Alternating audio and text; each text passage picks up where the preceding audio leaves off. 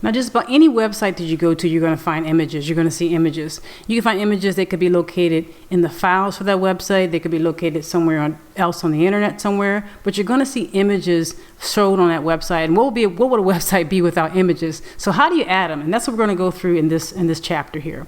So when you add images to a website, there are two things that you need. First of all, you need to tell the browser where to get the image. Where can the image be found? And that's typically called the source of the image. What's the source? Where can I find that image? That's what you need to tell the browser. And you also need to use the IMG element. As you might expect, it's very intuitive when it comes to HTML. A lot of the elements, the way you spell them, the way you write them out, they're very intuitive. So this IMG element, you will notice, is just like this. There's no closing tag of it, part of it. There's no closing part of it. It's just this IMG element. And in order to do this, you need to do these two things. You use the IMG element and you add something else called attributes.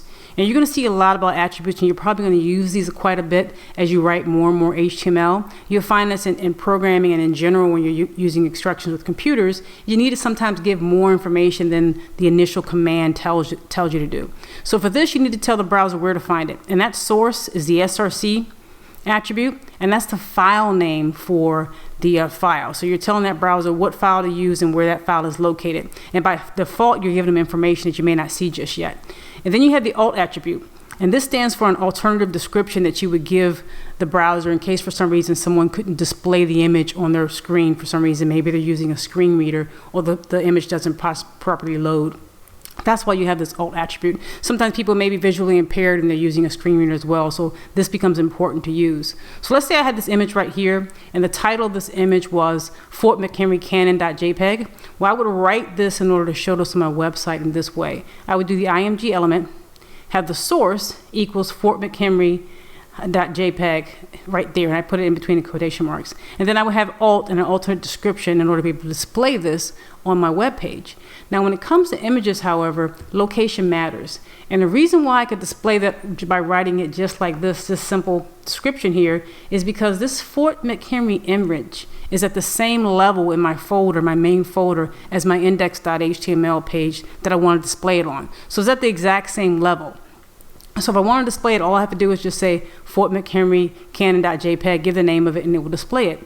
But what if it was on a different level? Let's say I have this images folder, which is typically what you do a lot of times, is add your images inside a separate folder to keep everything organized. And let's say I want to display one of these images. So let's say I want to display the Frederick Douglass image right here, the Frederick Douglass .jpg.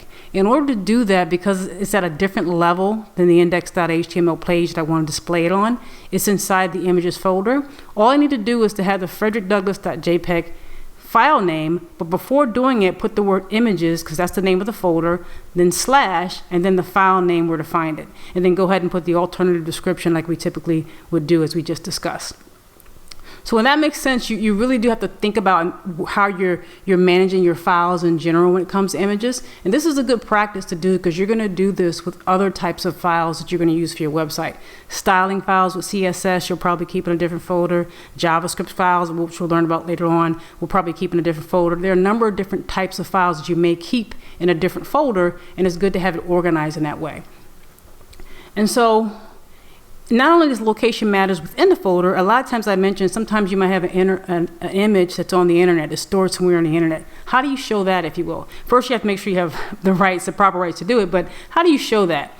In order to do it, you use the same type of format. You use the IMG element, but what you would actually do is you put the link right here. Instead of the source, instead of the file name, you would link. And typically, when you go to a web page, if you have something stored on a web page, you could right-click on the image and then be able to put that in the source attribute here.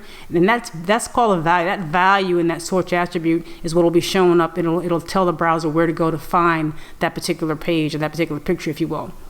So we're going to get a feel for how this all works, but you can actually use images that are located on the internet. You can also use images that are in your files, and you can use images that you've stored in other folders within your folder in order to be able to display that on the internet and on your website. And we're going to see that in just a minute.